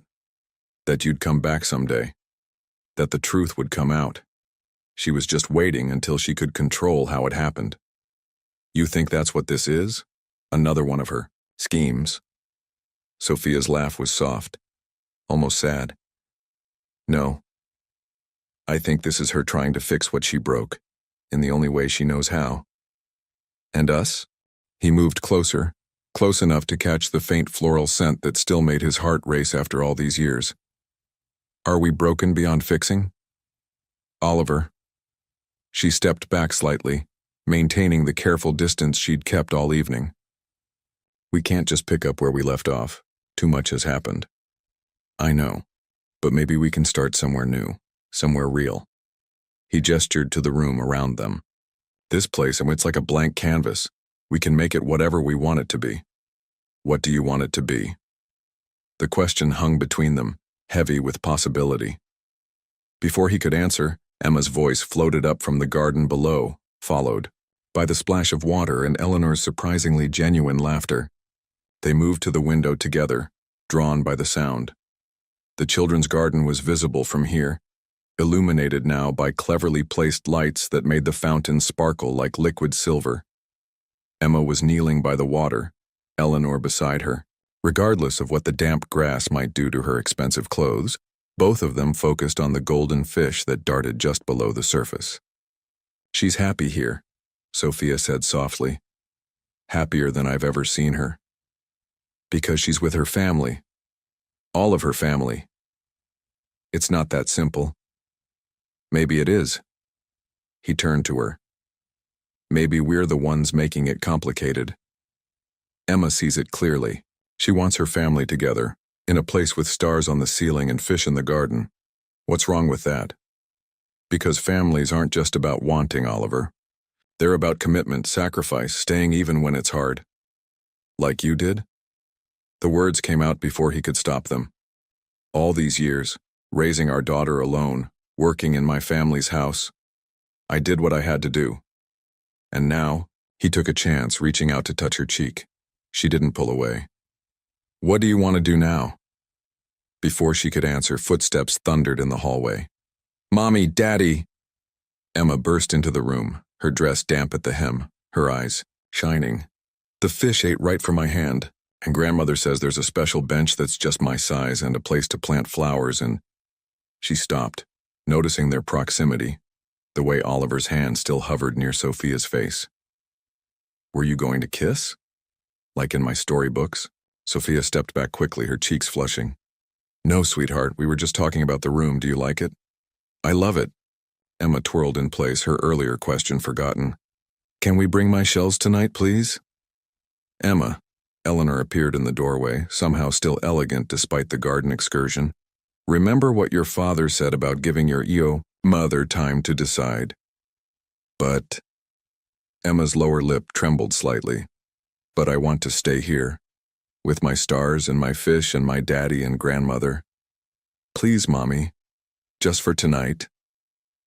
Sophia looked at her daughter, their daughter standing, in this room that had been prepared for her before anyone would acknowledge she existed. She looked at Eleanor, who had shed decades of rigid propriety to kneel beside garden fountains. She looked at Oliver, who was watching her with eyes that held 8 years of missing her. Just for tonight, she said finally. We can bring some things over and see how it feels. Emma's squeal of delight echoed off the starred ceiling. She launched herself at Sophia, then at Oliver, then surprisingly at Eleanor, who received the impromptu hug with remarkable grace. I'll have Rogers bring your essential items, Eleanor said, smoothing her clothes as Emma released her. And perhaps we could have breakfast here tomorrow? The morning light in the sitting room is particularly lovely. The invitation was carefully casual, but Oliver heard the hope beneath it. From the way Sophia's expression softened, she heard it too. That would be nice, she said, though someone will have to help with the pancakes. I hear the kitchen skills in this family need some work. I've been practicing, Oliver protested, making Emma giggle. Perhaps, Eleanor suggested with a hint of a smile, we could all practice together. As they stood in the nursery-turned bedroom, with its ceiling of stars and its window overlooking new possibilities, Oliver felt something shift in the foundation of his world. This wing of the house, his father's secret retreat, was becoming something else entirely. Not a place to hide from family obligations, but a place to build new ones. Emma was already planning where her toys would go, her chatter filling the space with life and warmth. Eleanor was making notes on her phone, probably arranging for entirely too many amenities to be delivered first thing in the morning. And Sophia was looking at him with an expression he remembered from 8 years ago, when anything had seemed possible in the space between moonrise and dawn. Just for tonight, she repeated softly, but they both heard the unspoken addition. For now. It was a beginning. Not the one they'd imagined 8 years ago, but maybe something better. Something built on choice rather than chance, on truth rather than secrets, on the simple wisdom of a child who believed in birthday wishes and garden fish and parents who could learn to make pancakes together. Through the window, the fountain sparkled in the garden lights, its steady rhythm a counterpoint to Emma's excited planning.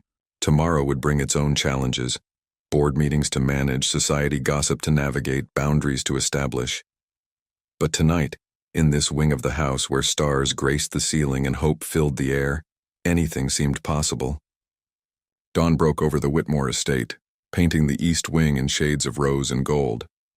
Oliver stood at the window of his new office, coffee growing cold in his hand as he stared at the tablet before him. The headline glared back, bold and unforgiving. Whitmore heir apparent CEO's secret love child rocks corporate dynasty. Below, it was a photo he recognized from yesterday. Emma, in her star-covered dress, holding Eleanor's hand as they walked through the garden. Someone had managed to capture the moment through the estate's gates. The photographer had even caught the subtle similarity between his daughter's profile and his own. His phone buzzed again. The 20th call from his PR team since the story broke at midnight. He'd only answered the first one long enough to issue a simple directive. Protect Emma. Everything else is secondary. A soft knock at the door pulled him from his thoughts. Sophia stood there, still in her robe, her face pale but composed. You've seen it? Yes. He set down both the tablet and his coffee. I'm sorry. I should have been more careful. Should have known they'd be watching the estate after I left New York so suddenly. It was bound to happen eventually.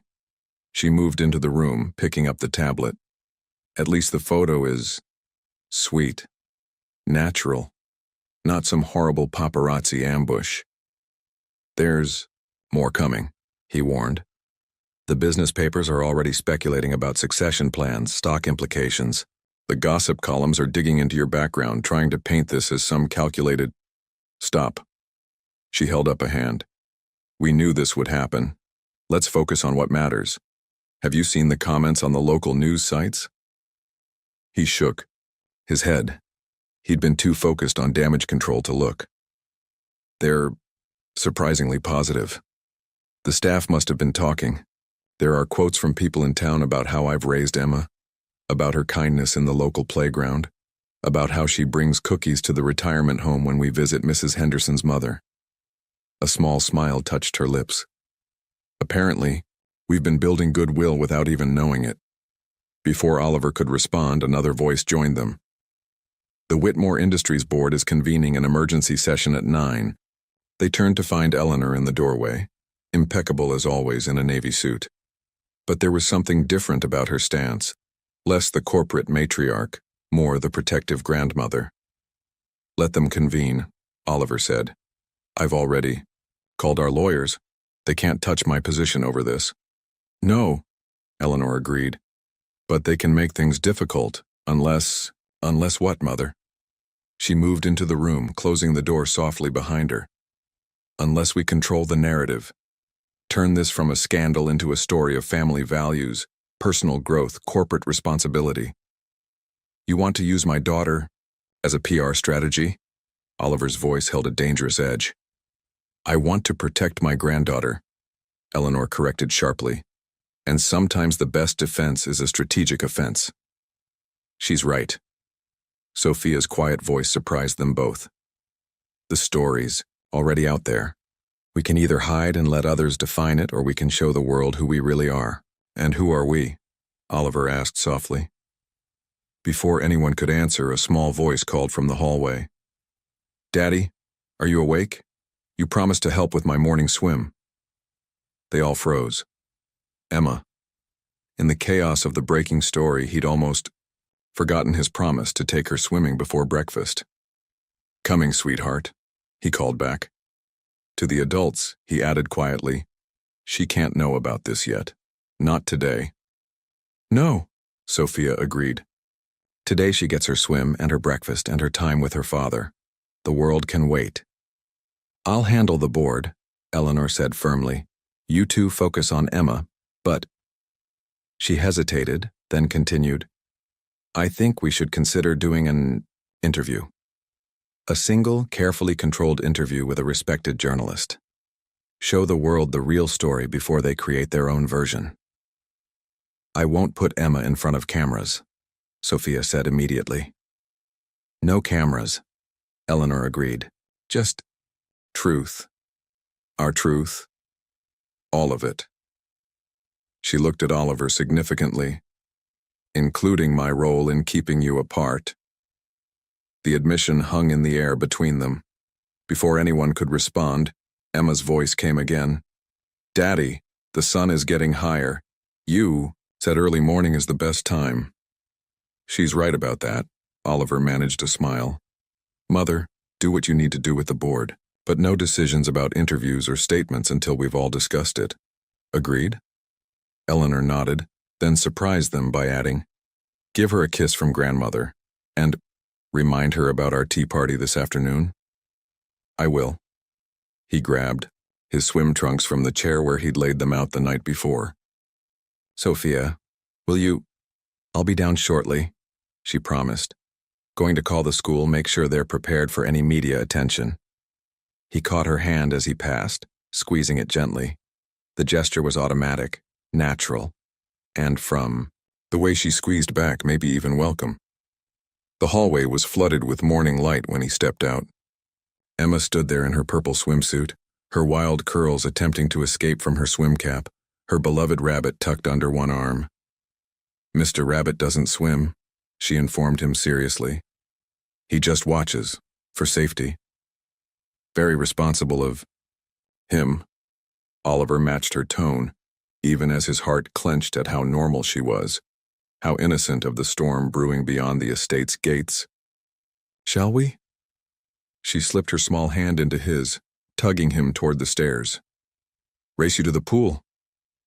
"Careful on the stairs," he cautioned automatically, already sounding like a father. "We don't want another skinned knee." I know." She slowed obediently, then looked up at him with those stunning eyes. "Daddy? Are you sad?" "You look sad." Sometimes he forgot how perceptive children could be. "Not sad," he assured her. "Just thinking about how lucky I am to have you. And Mommy," she added confidently, "and Grandmother. We're all lucky now." From the mouth of babes, he thought. "Yes, sweetheart. We're all lucky now." The morning air was crisp when they reached the pool, the water reflecting the rising sun like scattered diamonds. Emma did her usual ritual of dipping one toe in first to test for sharks, while Oliver tried not to check his phone for more breaking news. "Daddy?" She was poised at the pool's edge, suddenly serious. "Will you still be here tomorrow? And the next day? And the next day?" He knelt beside her, turning her gently to face him. "I will be here for all the days. The good ones and the hard ones. The sunny ones and the rainy ones. That's what daddies do. Promise? Promise." He held up his pinky finger, their special seal of truth. She wrapped her tiny finger around his, then surprised him by throwing her arms around his neck. "I love you, Daddy," she whispered as if sharing a precious secret. Over her shoulder, he saw Sophia standing in the doorway leading to the pool, watching them with tears in her eyes. Beyond her, through the window, he could see Eleanor in his office, already commanding what was undoubtedly a battalion of lawyers and PR specialists on her phone. His family, complicated, imperfect, but real. "I love you too, sweetheart," he whispered back. "Now, shall we show Mommy how good you are at swimming?" Emma pulled back, her face lighting up. "Yes. Mommy, watch. I can do a big splash." As his daughter jumped into the pool, creating what was indeed a very impressive splash, Oliver caught Sophia's eye. She gave him a small nod, part acknowledgement, part promise. Whatever storm was coming, they would weather it together. The morning sun climbed higher, turning the pool water to liquid gold. Beyond the estate's gates, the world was buzzing with their story, spinning tales of scandal and succession. But here, in this moment, there was only the sound of Emma's laughter, the sight of Sophia's smile, and the certainty that some things, the most important things, were stronger than headlines. "Watch, Daddy," Emma called. "I'm going to be a mermaid." And so he watched, storing away every precious second, building memories to sustain them through whatever challenges lay ahead. Because that's what fathers did. That's what family did. That's what love did. 3 weeks had transformed the Whitmore Estate's East Wing from a forgotten retreat into the heart of a home. Emma's birthday decorations sparkled in the afternoon sun, purple and silver streamers dancing in the garden breeze, while star-shaped balloons bobbed gently against the crystal-clear sky. The fountain in the children's garden had been decorated with floating candles, their flames not yet lit, waiting for evening's magic. Oliver stood at his office window, adjusting his tie as he watched the final preparations below. The past weeks had been a whirlwind of board meetings, press statements, and legal discussions, but they'd also been filled with morning swims, bedtime stories, and countless moments that made everything else feel insignificant in comparison. The interview Eleanor had suggested had happened, carefully controlled and skillfully managed. They'd chosen Regina Chen, known for her thoughtful profiles of business leaders. The resulting piece had been unexpected. Not a scandal sheet about the CEO's love child, but a nuanced exploration of family, redemption, and the changing face of corporate America. Eleanor's honest admission of her past mistakes had transformed the narrative completely. "Your tie is crooked," Sophia's voice came from the doorway. She wore a simple but elegant purple dress that matched the party decorations. Her hair swept up in a style that reminded him of their first summer together. "Some things never change," he smiled, turning to face her. "You were always fixing my tie back then, too. You were always letting it get crooked." She moved closer, reaching up to adjust the silk. "Usually because you were running late to some meeting or another. Not anymore." He caught her hands as she finished with the, "Tia, these days the only meetings I care about involve bedtime stories and swimming lessons." The past weeks had softened something between them. Living in such close proximity, sharing daily routines and parental duties, they'd found a new rhythm. Not quite what they'd had before, but something deeper, more mature. "The board's adjusting," she observed, not pulling away from his touch. "Even to your new satellite office plans.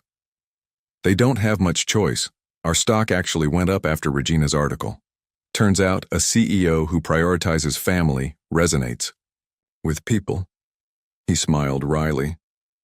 "Mother's looking quite smug about that." She's earned a little smugness. Sophia's voice held genuine warmth. The way she's handled everything, how she is with Emma. A delighted squeal from the garden interrupted them. They moved to the window together, watching as Eleanor helped Emma practice her curtsy for greeting party guests. Their daughter wore a new purple dress covered in silver stars, her wild curls tamed into perfect ringlets that would undoubtedly escape before the party was over. Hard to believe that's the same woman who sent me away 8 years ago, Oliver mused. People change. Sophia turned to face him. When they choose to, when they have a reason to. Like falling in love with a little girl who teaches them how to make pancakes smile? Like remembering what really matters. Her eyes met his, holding secrets and possibilities. Oliver, Daddy, Mommy, Emma's voice carried up from below. Come see, Grandmother taught me how to do a proper tea party wave. They shared a laugh at their daughter's impeccable timing. We should go down, Sophia said softly. Guests will be arriving soon. Wait. He caught her hand again. There's something I need to say first. She stilled, watching him with those honey-colored eyes that still haunted his dreams. These past weeks, he began, watching you with Emma, seeing how you've built this life, how strong you've been. I've fallen in love with you all over again. Not the memory of who we were, but who you are now, who we could be. Oliver, let me finish. He took a deep breath. I'm not asking for anything, not making demands or expectations. I just want you to know that when you're ready, if you're ever ready, I'm here. I choose you, not just as Emma's mother, but as yourself. As the woman who reads poetry in gardens and makes ordinary moments magical and stays strong no matter what life throws at her. Tears shimmered in her eyes, but before she could respond, another voice joined them. The first guests are arriving.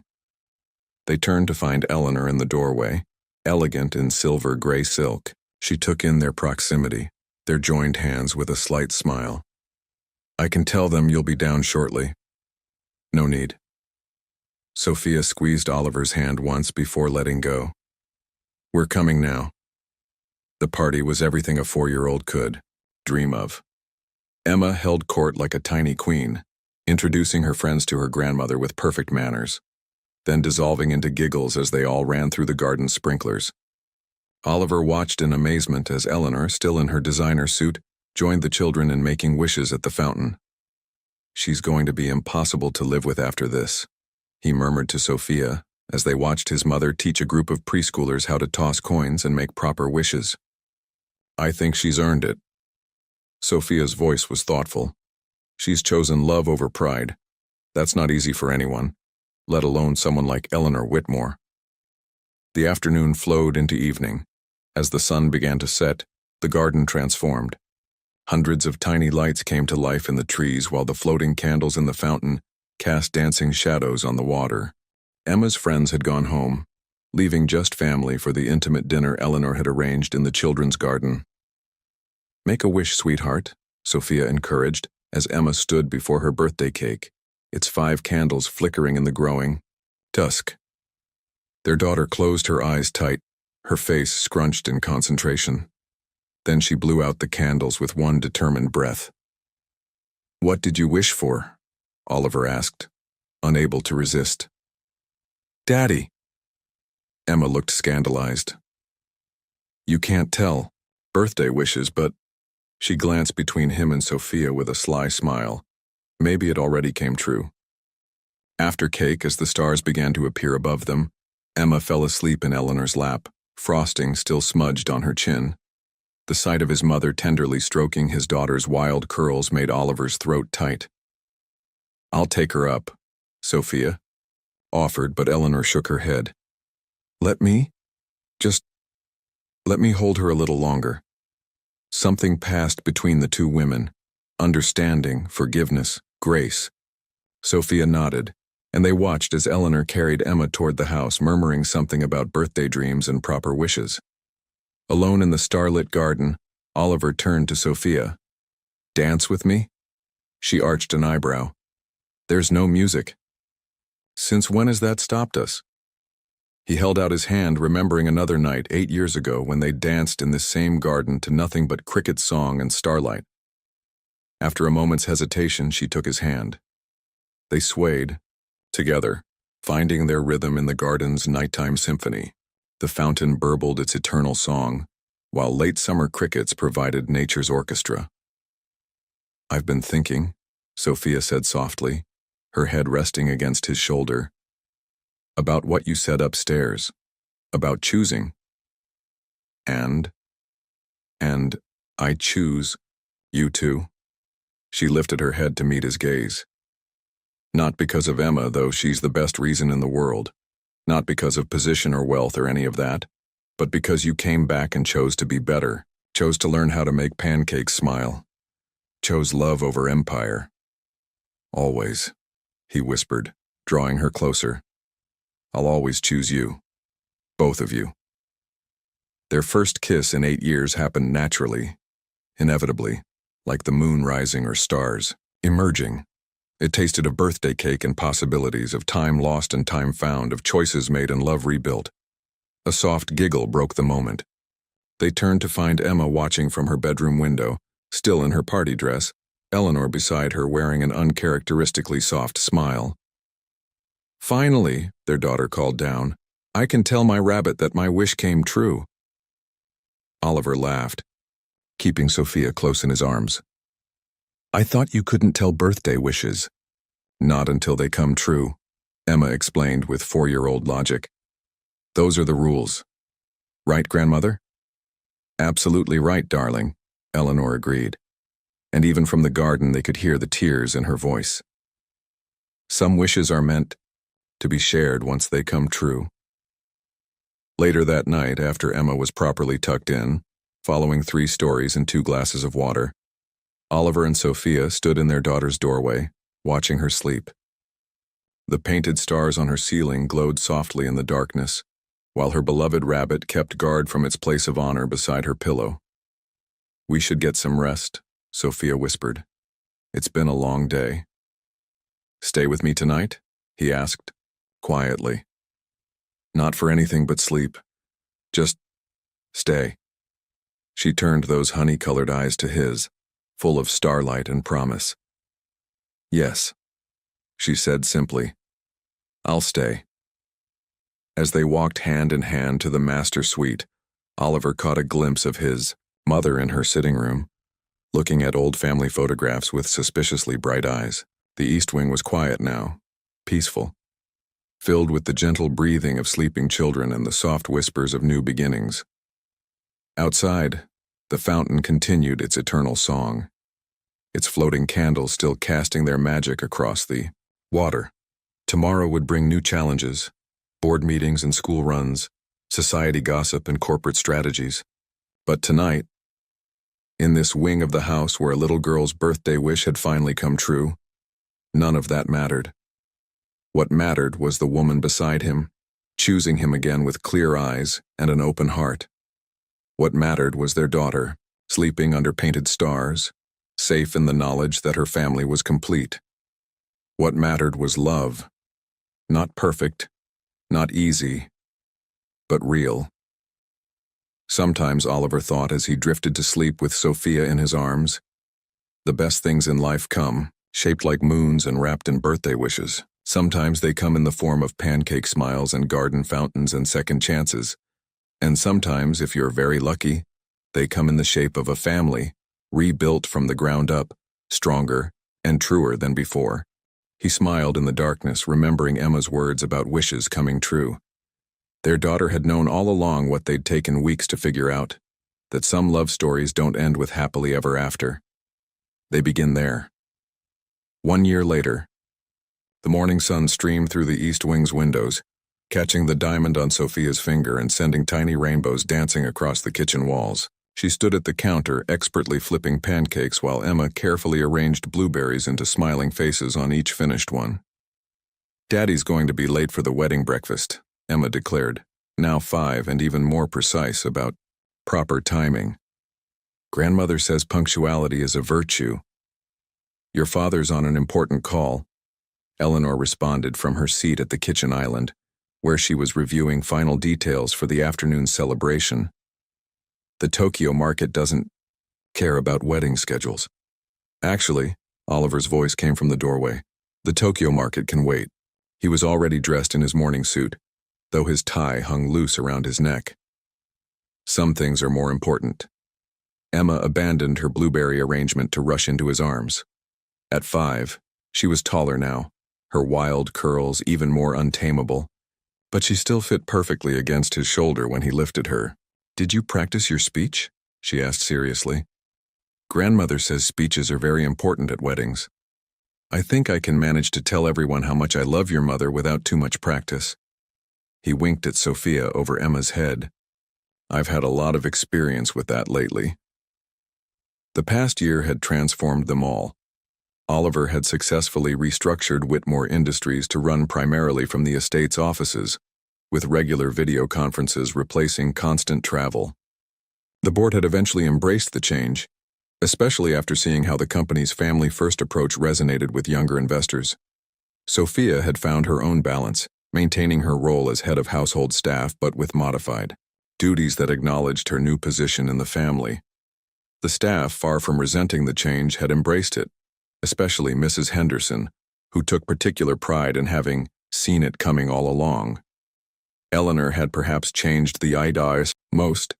She still commanded respect in corporate boardrooms, but now she was equally likely to be found in the children's garden, teaching Emma the proper way to host tea parties for her school friends. "The flowers have arrived," Rogers announced from the doorway, and the registrar called to confirm the 4 o'clock ceremony. "Perfect." Eleanor made a note in her planner. "Though I still say you could have had a larger ceremony. The Grand Cathedral downtown." "Mother." Oliver's voice held amused warning. "We agreed. Small, intimate here in the garden where it all began." "Besides," Emma added with 5-year-old wisdom, "the fountain is magic. That's where I made my birthday wish come true, remember?" "Indeed." Eleanor's expression softened as it always did around her granddaughter. "Though I suspect some wishes come true through more than just magic." "Speaking of wishes," Sophia set down her spatula, "someone promised to help me with my hair this morning." Emma wiggled to be put down. "Me. I've been practicing with my dolls, and grandmother showed me how to make the flowers stay in place. And everything." As their daughter dragged Sophia toward the stairs, Oliver caught his bride-to-be's hand, pulling her in for a quick kiss. "See you at 4? "I'll be the one in white," she smiled against his lips. "And I'll be the one trying not to cry," he admitted softly. "You better not cry, Daddy," Emma called back. "Grandmother says tears make your face go all blotchy in pictures." Eleanor's laugh followed them up the stairs, a sound that had become wonderfully common in the house over the past year. Later that afternoon, as the sun began its descent toward evening, the children's garden transformed once again. Floating candles drifted in the fountain, just as they had on Emma's birthday a year ago. Tiny lights twinkled in the trees while chairs dressed in white silk formed an intimate semicircle around the water. Oliver stood waiting by the fountain, his heart thundering against his ribs. Emma appeared first, taking her role as flower girl with utmost seriousness, scattering purple and silver petals along the garden path. She wore a miniature version of Sophia's dress with stars embroidered along the hem, a secret tribute to the ceiling that had watched over their family's beginning. Then Sophia appeared, and the world stood still. She wore simple white silk that caught the late afternoon light like captured moonbeams.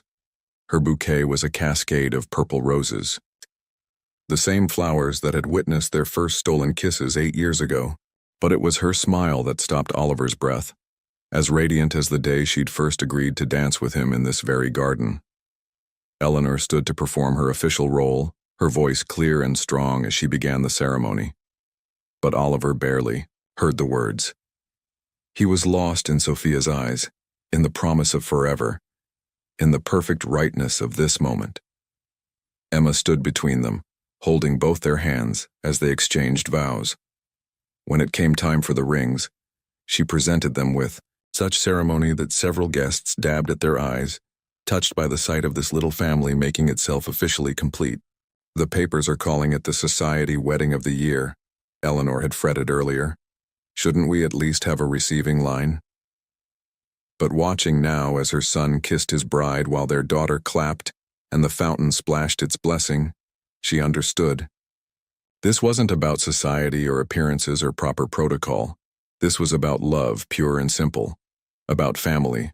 About choosing what matters most. The reception moved into the east wing as evening fell, the sitting room filled with laughter and music. Emma danced with both her grandmother and her father, her joy infectious as she twirled in her star-covered dress. Sophia moved through the room greeting guests, but her eyes always returned to Oliver, as if drawn by some invisible thread of belonging. Later, much later, after the guests had gone and Emma had fallen asleep still wearing her flower girl dress, Oliver and Sophia stood in their daughter's doorway. The painted stars still glowed on her ceiling, while her beloved rabbit kept its faithful watch. She still sleeps with that rabbit, Oliver mused softly, even after all the new toys, all the changes. Some things are forever, Sophia replied, leaning back against his chest. Like love, like family, like us. He turned her in his arms, the diamond on her finger catching starlight as she moved. Forever, he agreed. Though I hope our forever includes sleeping in tomorrow, I'm exhausted. She laughed softly. Not likely. Your daughter has already planned a special wedding breakfast, complete with pancake faces. Our daughter, he corrected, gently. Always our daughter. From downstairs came the soft sounds of Eleanor directing the cleanup, her voice warm with contentment. The fountain burbled its eternal song in the garden, while the moon cast its blessing over the estate that had become so much more than just a house. This wing, once a retreat from family obligations, had become the heart of a home. These rooms, once silent and forgotten, now echoed with laughter and love and the small daily miracles of family life. Come on, Sophia tugged his hand. Let's get some rest. Tomorrow's another big day. Every day's a big day now. He smiled, following her toward their room. And it was true. Every morning brought new adventures, business deals and school projects, family dinners and bedtime stories. Every evening brought them back together, stronger and more certain of their choices. They had chosen love over obligation, truth over appearance, family over empire. They had chosen each other again and again with clear eyes and full hearts. And in the end, that choice had given them everything. A daughter's laughter, a mother's redemption, a love story written in pancake smiles and garden fountains and stars painted on nursery ceilings. Sometimes the best endings aren't endings at all. Sometimes they're just the beginning of an even better story. If you were in Sophia's shoes, could you forgive Eleanor Whitmore for keeping you and your daughter apart from the man you loved for 8 years? What weighs heavier, the past of manipulation or the sincere transformation through the love of a granddaughter? Your participation in the channel is very important. Please leave your opinion in the comments. Thank you for watching. If you enjoyed the story, please subscribe to our channel and leave a comment below letting us know what you thought. Your feedback and support mean a lot to us. Stay tuned for more exciting stories.